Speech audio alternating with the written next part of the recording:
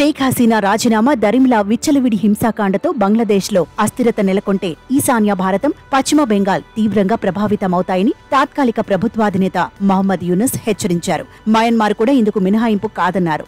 అటు హసీనాకు ఆశ్రయమిచ్చినందుకు బంగ్లా ప్రతిపక్ష party Bangladesh Nationalist party కూడా భారత్కు వార్నింగ్ ఇచ్చింది. తమ శత్రువుకు ఆశ్రయమిస్తే భారత్ బంగ్లా మధ్య పరస్పర సహకారం కష్టమవుతుందని స్పష్టం చేసింది. ప్రభుత్వ ప్రధాన సలహాదారుగా బాధ్యతలు చేపట్టే ముందు ఓ ఛానల్కు ఇంటర్వ్యూ ఇచ్చారు. దేశంలో శాంతి భద్రతల స్థాపనే తన ప్రథమ కర్తవ్యమని స్పష్టం చేశారు. హసీనా పాలనలో చాలా ఏళ్లుగా శాంతి భద్రతలు లోపించాయని ఆరోపించారు. ఆ కారణంగానే ఆమె రాజీనామా చేయాలన్న డిమాండ్ పెద్దదైందని, చివరకు వైతొలగక తప్పలేదని అన్నారు. దీంతో బంగ్లా ప్రజలు పండుగ చేసుకుంటున్నారని, ఈ ఆనందోత్సాహాలే దేశంలో అస్థిరతను సృష్టించాయని, త్వరలోనే సుస్థిరత నెలకొంటుందని ఆశాభావం వ్యక్తం చేశారు. అస్థిరతకు ప్రజాస్వామ్యమే ఔషధమని గుర్తెరగాలన్నారు.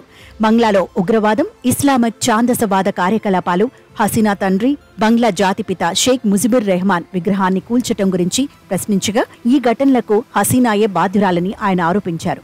ముజిబుర్ రెహమాన్ ప్రతిష్టను ఆమె మసగబార్చారని ఆరోపించారు. దేశంలో అసలైన ప్రజాస్వామ్యం నెలకొంటే మైనార్టీలు సురక్షితంగా ఉంటారని చెప్పారు.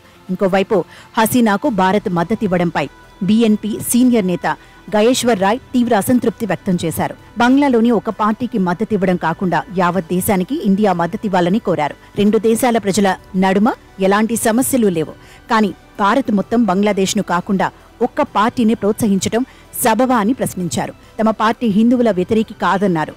తాము స్వాతంత్ర్యం సంపాదించేందుకు ఇండియా తోడ్పడిందని, ఆ దేశానికి వ్యతిరేకంగా వ్యవహరించే అవకాశమే లేదని స్పష్టం చేశారు. కాగా బంగ్లాలో జాతి వ్యతిరేకత, మతపరమైన దాడులకు, హింసాకాండకు తాము వ్యతిరేకమని ఐరాస తెలిపింది. రిజర్వేషన్లపై బంగ్లాదేశ్లో చాలా రోజులుగా అల్లర్లు కొనసాగడం, ఆ దేశ ప్రధాని షేక్ హసీనా రాజీనామా చేసిన విషయం తెలిసిందే.